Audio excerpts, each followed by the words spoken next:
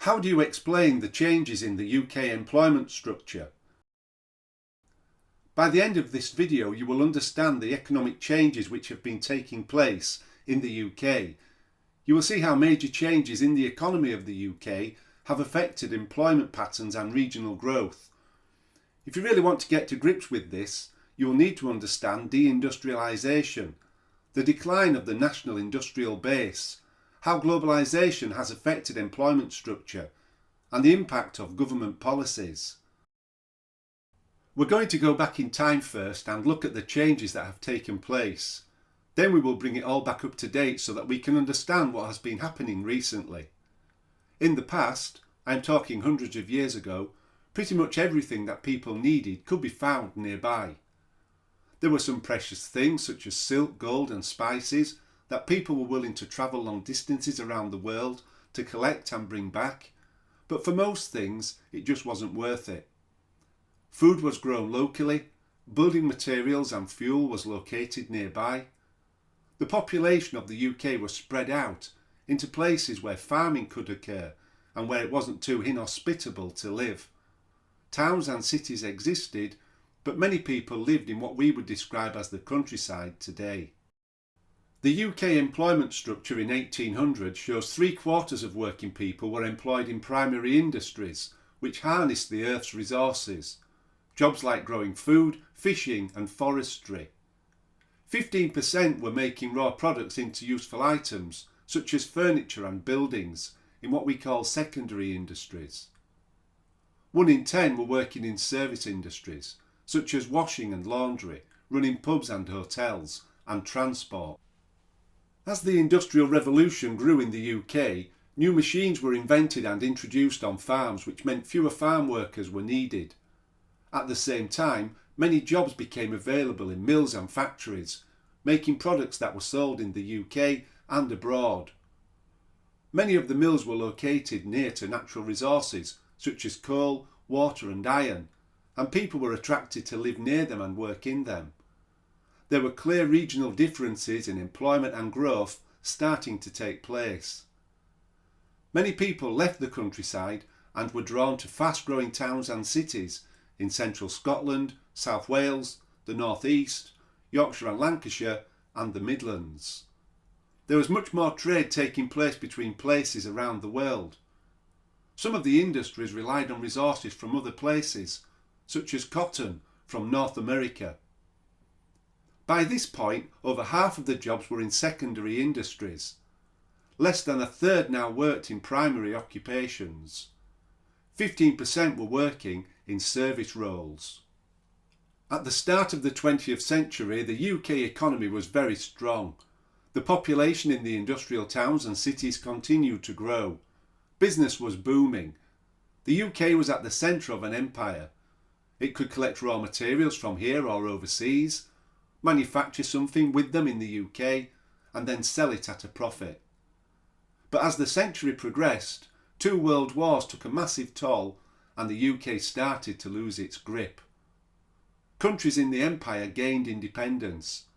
Competition from other countries increased. Government policies began to play an increasing role in the fortunes and direction of the UK economy.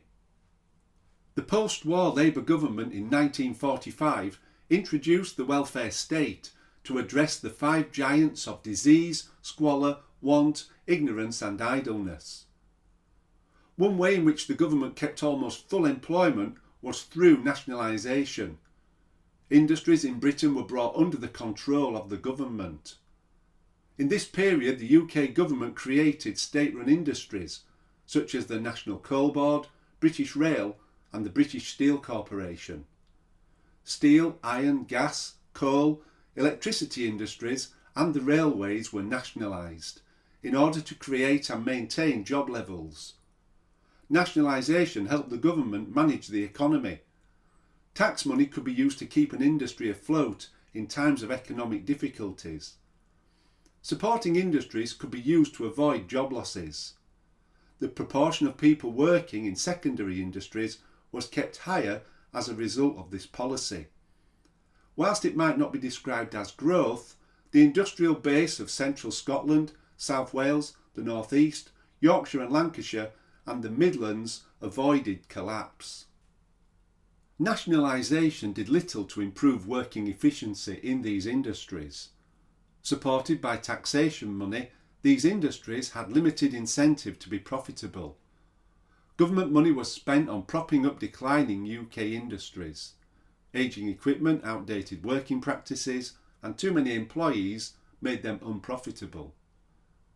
Despite the efforts of government, the UK was experiencing a decline in secondary industries, known as de-industrialisation. Machines and technology replaced many people in modern industries, for example in car production. Other countries, for example China, Malaysia and Indonesia, were able to produce cheaper goods because labour there was less expensive. Lack of investment, high labour costs and outdated machinery made the UK products too expensive. The traditional industrial base of coal mining, engineering and manufacturing was disappearing fast, and the UK government had more or less run out of money to try and stop it. In 1979, a new Conservative government came to power which set out to tackle the problems within the UK economy. They embarked on a programme of privatisation. State-run industries were sold off to private shareholders to create a more competitive business environment. It also raised lots of money for the government to settle its debts, but meant many older industries were no longer supported. They quickly closed down and thousands of jobs were lost. The government policy lowered the proportion of people working in secondary industries. Many new private companies brought innovation and change. Many of these were service industries in new regions such as the South East. Derelict industrial areas struggled and sought new business functions such as retail.